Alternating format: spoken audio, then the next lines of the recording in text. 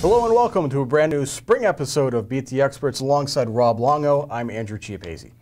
Section play is starting to wrap up and the postseason is just around the corner and some teams are still competing for those final playoff spots. So AJ, let's take a look at a couple of those teams. Yeah, it's time for teams to make those final pushes, whether it's for a section title or whether it's just to get into the postseason overall. And one team that's suddenly in view of a potential section title is the Freedom baseball team. The Bulldogs were not in the picture a couple weeks ago, but here they are now after a 5-game winning streak, just a game behind Ocean Nishanik in that section, and they have wins over Ocean Nishanik. In fact, they swept the season series from Osh. So any tiebreakers or anything like that already in Freedom's favor. They have a couple of big games this week.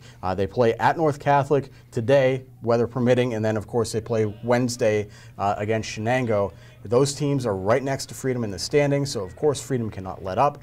But anything that's going to happen with Freedom, I have to figure is going to involve Nick Henderson and some bats, because Freedom can hit. Pitching, maybe not quite there yet.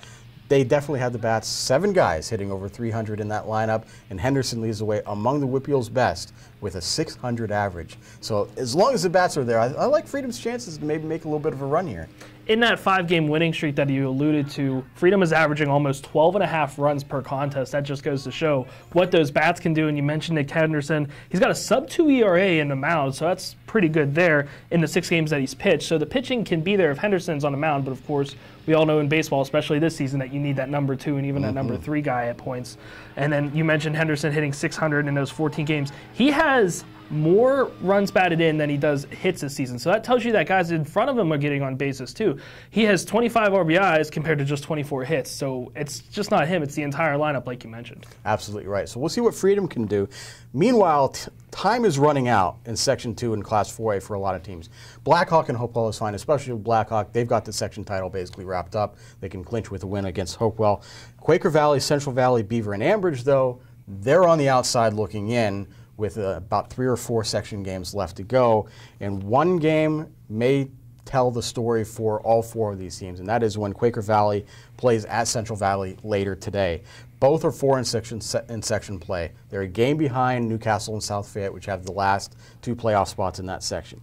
The loser of that Quaker Valley-Central Valley game, Rob, may as well be done. They're going to need a lot to happen to get back into the playoff picture, because they'll have 3 section games left, but be 2 games behind the last playoff spot in the standing. This is essentially a game for their playoff lives today between Quaker Valley and Central Valley.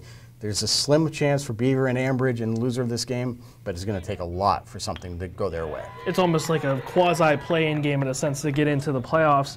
Yeah, you have Blackhawk, you have Hopewell, then there's basically everybody else in that section. But the thing with Quaker Valley is, in that 2-game losing streak that they have right now, they've been shut out both games. They lost 4-0 and 1-0. So, I mean, the bats got to get going for the Quakers.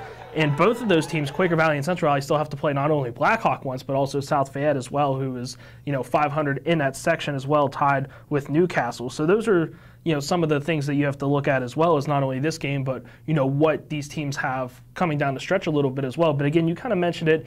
Basically, whoever wins this game between Central Valley and Quaker Valley on Monday puts itself in some pretty prime position to make that playoff spot. Beaver's still hanging around there a little bit, 2 games back, but considering that the Bobcats are on a 5-game losing streak, it's going to take a heck of a winning streak to turn that around for Beaver. So it's probably going to be either the winner of the Central Valley or Quaker Valley game. That's basically what it comes down to. Yep. Be interesting to see what happens there. Finally, Swickley softball has a chance to move into a tie for first place in Section 1 in Class 1A with a win over Union on Tuesday. Union is the only team to beat Swickley so far in section play.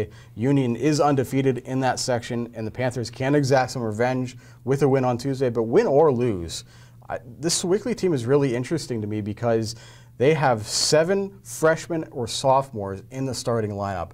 Senior catcher Chandler White is basically the only holdover from the last couple of years, the only one with extensive starting experience. She's an all-section caliber player, but some of the youngsters are pretty darn good. Pitcher Alexis Barlock has been pretty solid on the mound, but the one that I've been watching has been first baseman Alyssa Winters. She has 4 home runs this year. She's picked up some of the power where Chandler White has had in the past, but is now focusing on hitting to all fields, and Winters has stepped up and is cranking the ball over the fence. So we'll see if Swickley can get the win on Tuesday, but definitely interesting to watch the Panthers grow up before our eyes.